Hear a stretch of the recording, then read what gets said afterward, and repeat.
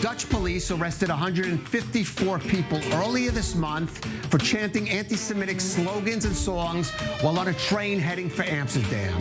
Strangely enough, their target was not necessarily Jews. These were fans of the AZ Alkmaar soccer club, and their venom was directed towards a rival football club, Ajax Amsterdam, as they were headed to a match. Now, Ajax Amsterdam has indeed been nicknamed by some as the Jews or the Jewish club, and is the frequent target of anti-Semitic invective, even though it has no Jewish players, no Jewish coaches or owners, and most of its fans are not Jewish. So why is Ajax and a few other teams in Europe still attacked as Jewish clubs? And joining us in studio is Joey Lazarovich, the global sports correspondent for I-24 News. So, Joey, tell us, why is Ajax Amsterdam the Jewish club? It's a very interesting story of how they became the Jewish club in Europe, and mostly in the Netherlands, but also seen as the Jewish club in Europe. Now, obviously, Amsterdam as a city was very Jewish before World War II. There was about 80,000 Jews who lived in the center of Amsterdam, right where the tourist hotspots are today, right in the canal area of Amsterdam. And before that, a lot of them were fans of Ajax Amsterdam, the club. Now, obviously, after the Holocaust, there weren't a lot of Jews left in anywhere in the Netherlands, let alone Amsterdam. But in the 50s and 60s, they had a couple of Jewish players and managers in the club, and when they would go on to away games across the Netherlands, fans of other teams would make hissing noises, gas sounding noises, anti-Semitic chants.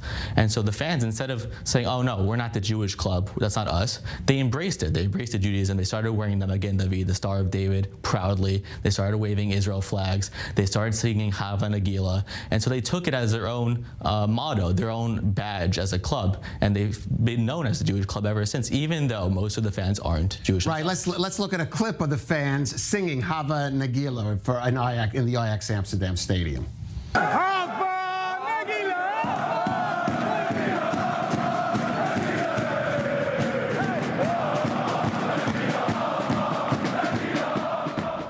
But, Joey, the downside of this is they have been subject to anti-Semitic slogans, incidents, and we saw even the arrests in Amsterdam, in Holland this month. I mean, almost 150 people arrested on a train just going to the match and singing anti-Semitic songs on the train. They were warned by the police, please don't sing the songs, please stop. They continued, and that's why they were arrested.